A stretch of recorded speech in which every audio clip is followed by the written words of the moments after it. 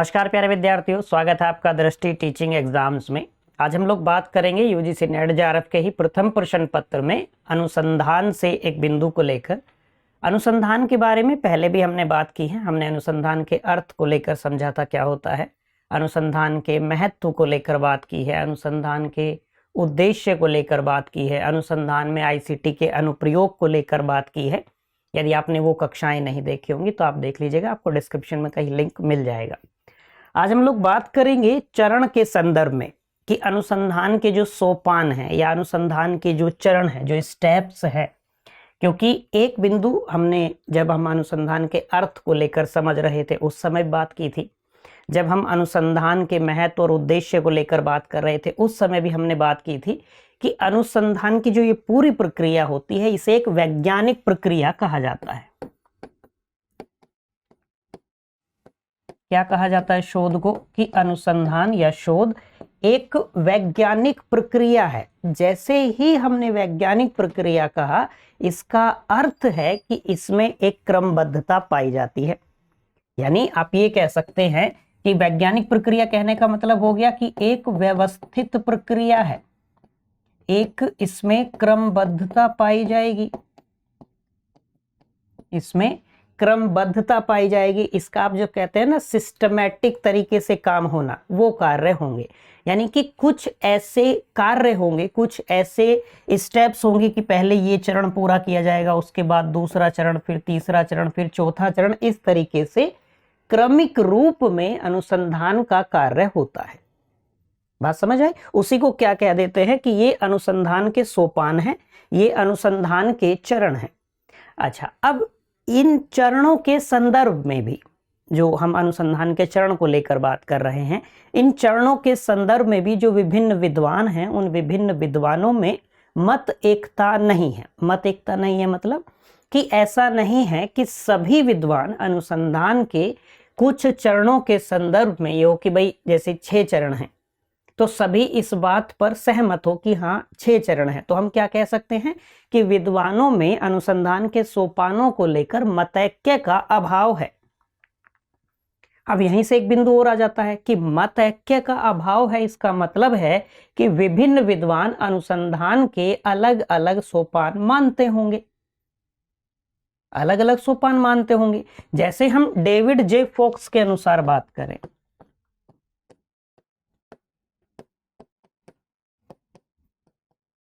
David जे focus क्या कहते हैं कि 3 भागों में, डेविड जे फोक्स ने कहा कि जो अनुसंधान के चरण हैं वो 3 भागों में विभाजित हैं और कुल 17 चरण हैं। कुल कितने सोपान हैं? कुल 17 सोपान हैं। 3 भागों में विभाजित 17 सोपान हैं। डेविड जे फोक्स का मानना क्या है कि 17 सोपान होते हैं। आप ये कह सकते हैं कि बहुत सारे अन्य शिक्षाविद ऐसे हैं जो 15 चरण मानते हैं। कितने चरण मानते हैं?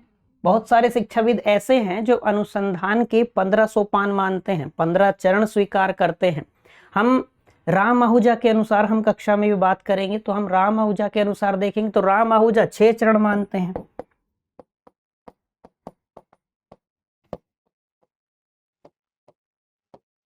चरण मानते हैं। राम आहूजा ने कितने चरण माने? राम आहूजा ने अनुसंधान के 6 चरण माने। एक आपको ध्यान रखना है, सीआर कोठारी के अनुसार, सीआर कोठारी ने अनुसंधान के 12 चरण स्वीकार किए हैं।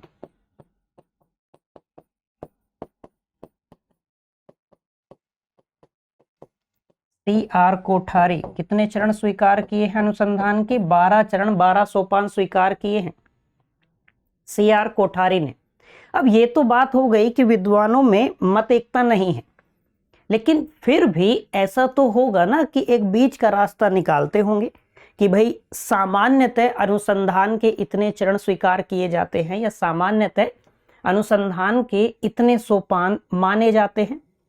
कुछ ऐसे चरण तो होंगे, तभी तो ये अनुसंधान की प्रक्रियाएं चल रही हैं कि कुछ चरण तो स्वीकार किए गए होंगे कि हम जैसे कह देते हैं कि भाई अलग अलग व्यक्ति विशेष के संदर्भ में तो ये इतने इतने सोपान मानते हैं, लेकिन फिर भी सामान्यतः इतने चरण स्वीकार किए जाते हैं। तो आपको ये बिंदु ध्यान रखना है। सामान्यतः अनुसंधान के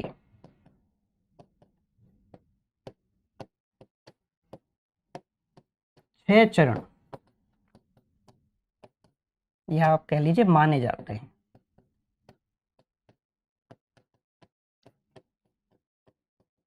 सामान्यतः अनुसंधान के 6 चरण स्वीकार किए जाते हैं, या सामान्यतः अनुसंधान के 6 चरण माने जाते हैं, आप ये कह सकते हैं। जैसे राम आहूजा ने भी 6 चरण माने हैं, ठीक है, लेकिन हम ये कहेंगे कि जैसे अलग है, डेविड जे फोक्स हैं वो 17 चरण मान रहे हैं, बहुत सारे शिक्षाविद है जो 15 चरण स्वीकार करते हैं, CR कोठारी साहब 12 चरण मानते हैं, ठीक है। राम आहूजा के संदर्भ में बात की, वो 6 चरण मानते हैं। सामान्यतः इसका निष्कर्ष जो आपको ध्यान रखना है और जहां से आपकी परीक्षा में प्रश्न बनने की भी संभावना होती है, इन्हीं चरणों से आपकी परीक्षा में प्रश्न भी बनता है, ठीक है, कि भाई इस चरण में, या जैसे परिकल्पना को लेकर बात हो गई, परिकल्पना के संदर्भ में आपको प्रश्न देखने को मिलता है सामान्यतः, या अनुसंधान अभिकल्प से प्रश्न देखने को मिलता है सामान्यतः, आंकड़ों के एकत्रीकरण को लेकर, संग्रहण को लेकर, डाटा कलेक्शन को लेकर आपकी परीक्षा में प्रश्न देखने को मिलता है। तो ये सब क्या है, ये सब अनुसंधान के सोपान ही हैं। तो सामान्यतः अनुसंधान के 6 सोपान जो है वो स्वीकार किए जाते हैं। हम एक एक सोपान को लेकर विस्तार से समझ लेते हैं। इस सोपान में जैसे हम बात करेंगे कि क्या होता है, इस चरण में क्या होता है अनुसंधान की प्रक्रिया में, वो भी हम बात कर लेंगे, ठीक है। तो जैसे पहला चरण एक है, सबसे पहला काम क्या होगा अनुसंधान में, समस्या का चयन, या आप कह लीजिए कि समस्या का निर्धारण। मतलब एक बिंदु तो होना चाहिए, एक विषय तो होना चाहिए, एक टॉपिक तो होना चाहिए, एक सब्जेक्ट तो होना चाहिए जिसको लेकर अनुसंधान किया जाना है, जिसको लेकर पूरा शोध कार्य आगे किया जाना है, ठीक है। अब हमेशा इसको ऐसे ही ध्यान रखना है आपको कि समस्या का चयन, जब किसी बिंदु को लेकर अनुसंधान का कार्य हो रहा है, जो विषय का चयन किया है, जैसे आप भी जब शोधार्थी के रूप में अपना पंजीकरण कराएंगे तो आप भी अपना एक विषय लेकर विश्वविद्यालय में जाएंगे, अपने एक विषय को चुनकर उसका शोध प्रारूप तैयार करेंगे, सारे कार्य करेंगे, एक आप अपना सिनॉप्सिस बनाएंगे, विश्वविद्यालय में जाएंगे अपना शोध प्रस्ताव लेकर। तो आप जो विषय चुनेंगे उसी को कहेंगे कि ये क्या है, ये एक ऐसे विषय का चयन आपने किया है कि आपको लगता है कि इसके जो कुछ प्रश्न है वो ऐसे हैं, अनुत्तरित हैं, जिनके उत्तर दिए जाने की आवश्यकता है। यानी कि आपने एक समस्या का चयन किया कि मैं इस समस्या का समाधान प्रस्तुत करना चाहता हूं, ठीक है। जैसे हमने एलटी और वोल्टी वाला उदाहरण लेकर समझा था। तो पहला चरण, जो सामान्यतः 6 चरण स्वीकार किए जाते हैं अनुसंधान के, उनमें पहला चरण कौन सा है, पहला सोपान कौन सा है, समस्या का चयन, या आप कह सकते हैं समस्या का निर्धारण करना।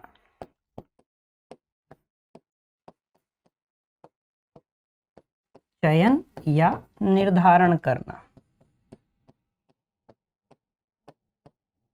निर्धारण करना अर्थात उस विषय का चुनाव करना। विषय मतलब उस टॉपिक का चुनाव करना जिस टॉपिक को लेकर, जिस प्रॉब्लम को लेकर आप अनुसंधान करने वाले हैं।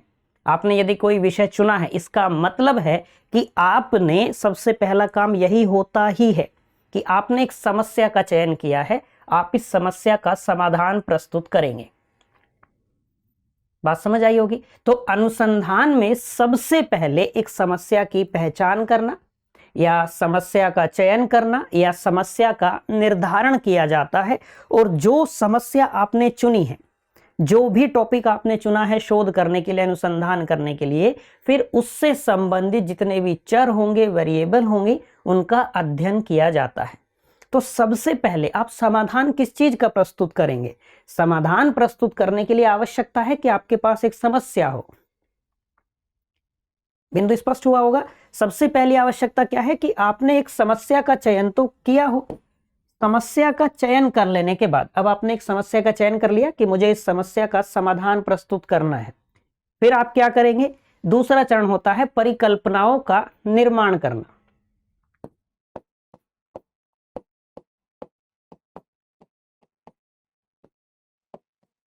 परिकल्पनाओं का निर्माण, जिसको कहते हैं हाइपोथेसिस बनाना।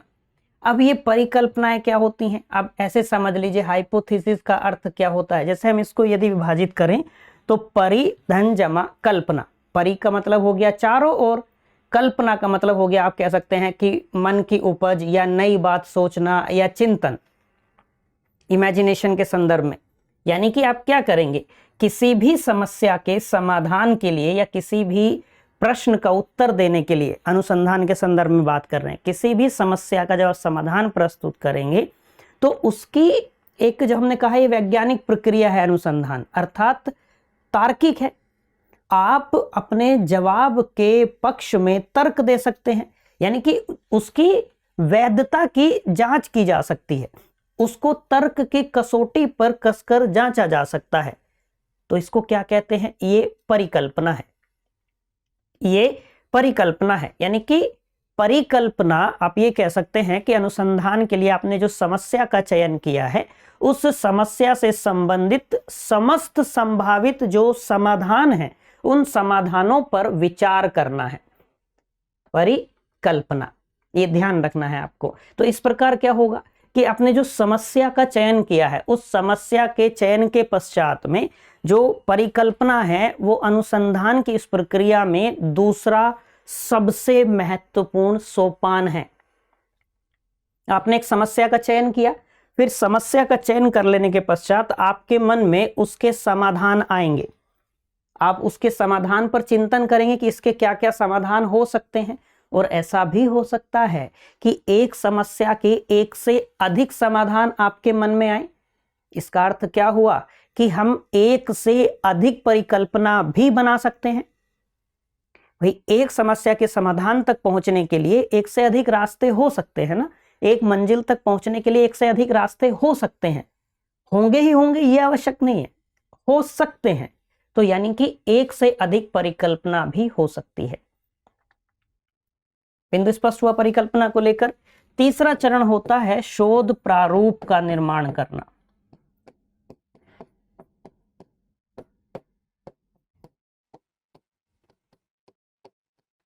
तीसरा सोपान क्या है, शोध प्रारूप का विकास करना या शोध प्रारूप का निर्माण करना। आप कह सकते हैं अनुसंधान अभिकल्प का निर्माण करना, आप कह सकते हैं रिसर्च डिजाइन का विकास करना, रिसर्च डिजाइन का निर्माण करना।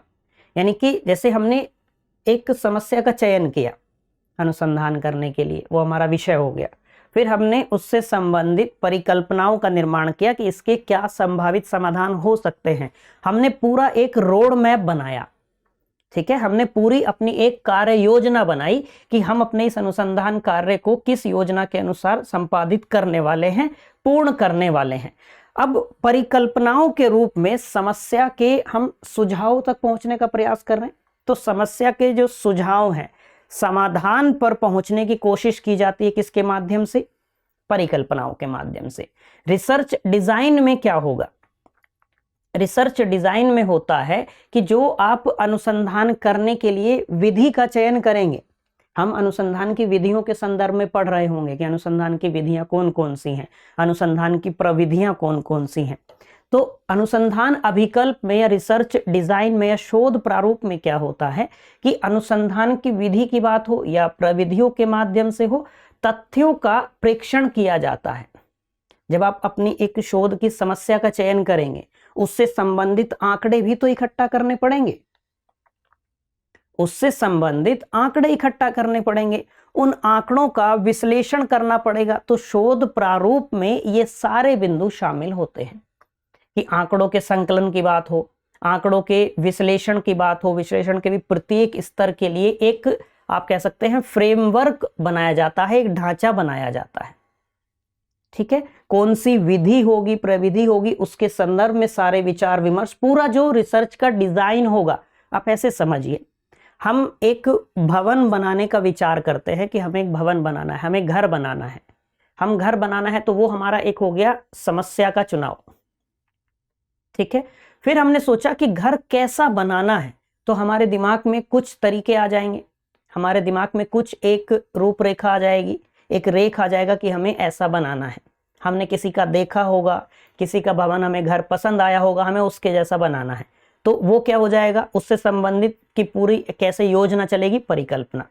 अब उसके अंदर भी कि हमें किस प्रकार से बनाना है, विधियां क्या होंगी, वो हो जाएगा अभिकल्प में। उसके बाद होता है आंकड़ों का एकत्रीकरण, या आप कह सकते हैं आंकड़ों का संग्रहण। आंकड़ों का संग्रहण और आंकड़े इकट्ठा करने के जो तरीके होंगे वो रिजल्ट डिजाइन में ही तय हो चुके होंगे कि किस प्रकार से, किस विधि से आंकड़े एकत्रित करने हैं। बात समझ आ गई? तो आंकड़ों का संग्रहण, या आप ये कह सकते हैं आंकड़ों का एकत्रीकरण, तथ्यों का एकत्रीकरण, आपको अपने अनुसंधान की समस्या से संबंधित जो फैक्ट्स हैं वो कलेक्ट करने हैं। जो आंकड़े हैं, जो सैंपल हैं, वो आपको कलेक्ट करने हैं। इसको डाटा कलेक्शन बोलते हैं। इसको डाटा कलेक्शन बोलते हैं। डाटा इकट्ठा करने के बाद होता है डाटा का विश्लेषण। अगला सोपान क्या हो जाएगा? आंकड़ों का विश्लेषण। इसके बाद होता है आंकड़ों का विश्लेषण, डाटा एनालिसिस होता है। फिर पहले डाटा कलेक्शन हो गया, डाटा इकट्ठा किया, फिर जो प्राप्त आंकड़े हैं, जो डाटा आपके पास आया, उस डाटा का विश्लेषण करना है, उस डाटा का एनालिसिस करना है। और आंकड़ों से या तथ्यों का विश्लेषण करने से जो भी आपके सामने बिंदु आता है, आप जिस भी परिणाम पर पहुंचते हैं, उस परिणाम की व्याख्या की जाती है। आपने डाटा इकट्ठा किया, डाटा इकट्ठा करने के बाद में आपने डाटा का विश्लेषण किया। विश्लेषण करने का मतलब है कि आप कुछ परिणाम तक पहुंचेंगे वो डाटा के आधार पर। तो उसी के आधार पर क्या होता है कि जो डाटा के विश्लेषण से परिणाम प्राप्त होते हैं, उन्हीं परिणामों की व्याख्या प्रस्तुत की जाती है। ठीक है। और सबसे अंतिम होता है व्याख्या के बाद में सामान्यीकरण, या कह सकते हैं निष्कर्ष। सामान्यीकरण या आप कह सकते हैं निष्कर्ष, जनरलाइजेशन, एक कंक्लूजन। मतलब ऐसे होगा, आप समझिए, जैसे एलटी से वोल्टी तक गए। ठीक है। तो एलटी में क्या खामियां थी जो हम वोल्टी पर गए? एलटी में ऐसी कौन सी वजह थी कि कॉल आने पर इंटरनेट बंद हो जाता था? मोबाइल डाटा के संदर्भ में बात कर रहे हैं कि कॉल आने पर इंटरनेट बंद हो जाता है। फिर वहां से दोबारा अनुसंधान हुआ होगा, किसी ने उस समस्या को चिन्हित किया, उसके बाद वो जब वोल्टी तक हम गए, voice over long term evolution तक हम गए। अब इसमें क्या है, वोल्टी नेटवर्क में कॉल आने पर इंटरनेट बंद नहीं होता है। तो ऐसा तो नहीं होगा कि एक का एक ये परीक्षण में सफलता मिल गई होगी। परीक्षण का दौर चला होगा। परीक्षण में सफलता मिलने के पश्चात भी ऐसा नहीं होता कि वो एकदम जन सामान्य के लिए उपलब्ध हो जाए, सामान्यीकरण हो जाए, ऐसा नहीं होता। क्या होता है कि पहले कुछ समय तक क्या होता है, उसके परीक्षण चलते रहते हैं। ठीक है। जैसे आप देखते हैं कहीं पे मेट्रो बनती है या रेल बनती है, तो कुछ समय तक आप देखेंगे उसका ना ट्रायल चलता रहता है, उसका ट्रायल चलता रहता है। खाली रेलगाड़ी, वो खाली मेट्रो चलती रहती है कुछ समय तक।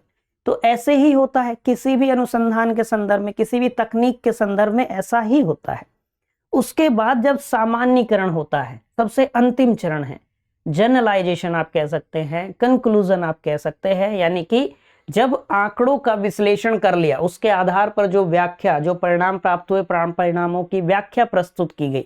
अब क्या होगा, आंकड़ों के विश्लेषण की पुनरावृत्ति होने पर जब बार बार वही परिणाम प्राप्त हो रहे हों, तब क्या होता है कि वो नियम या सिद्धांत के रूप में स्थापित हो जाते हैं।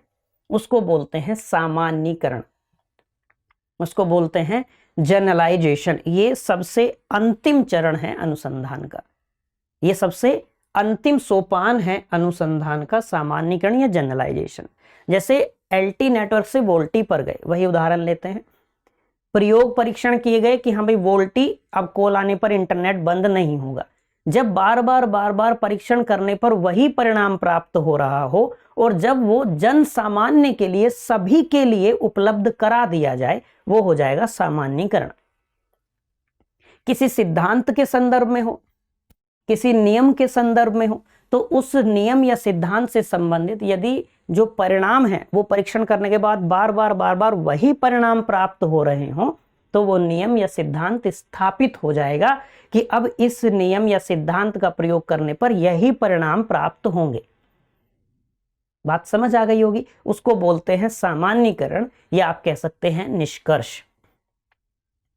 ठीक है, तो ये अनुसंधान के सोपान हैं, ये अनुसंधान के चरण हैं। अनुसंधान एक क्रमिक प्रक्रिया है। अनुसंधान की प्रक्रिया कई क्रियाओं के परस्पर सम्मिलित होने से पूरी होती है और ये सभी क्रियाएं एक दूसरे से जुड़ी होती हैं। आप ये चरण भी देखें तो ये सभी चरण एक दूसरे से जुड़े हुए हैं। तो हम ये भी कह सकते हैं कि अनुसंधान में निश्चित एवं उपयोगी चरणों की एक व्यवस्थित प्रक्रिया शामिल रहती है, इसीलिए अनुसंधान की प्रक्रिया को वैज्ञानिक प्रक्रिया कहा जाता है। ठीक है, दूसरी बात हम ये याद रखेंगे कि अनुसंधान के सोपानों के संदर्भ में, चरणों के संदर्भ में विभिन्न विद्वानों में मतैक्य का अभाव है, यानी कि सभी विद्वान अनुसंधान के निश्चित सोपानों की संख्या को लेकर एकमत नहीं है, सहमत नहीं है। डेविड जे फोक्स का नाम ध्यान रख लेंगे, कक्षा में हम बात करेंगे उन्होंने कौन कौन से चरण बताए हैं। ठीक है, हम राम आहूजा के बारे में ध्यान रख लेंगे, अन्य शिक्षाविदों के संदर्भ में ध्यान रख लेंगे, CR कोठारी के जो 12 चरण हैं वो ध्यान रखने हैं। ठीक है, फिर जो आपकी परीक्षा में प्रश्न पूछे जाएंगे वो यही परिकल्पनाओं से प्रश्न बनता है, रिसर्च डिजाइन से प्रश्न बनता है, आंकड़ों के संग्रहण से प्रश्न बनता है। तो ये जो चरण हैं, इन चरणों के बारे में आप ध्यान रखेंगे। सामान्यतः अनुसंधान के 6 चरण स्वीकार किए जाते हैं। बात समझ आई होगी। मुझे पूरी उम्मीद है कि अनुसंधान के जो सोपान हैं वो आपको समझ में आए होंगे। कुछ नया तो आपने आज अवश्य ही सीखा होगा। आज के लिए इतना ही रखते हैं, मिलते हैं आपसे किसी अगली क्लास में किसी अगले बिंदु के साथ। Till then bye bye, have a nice day.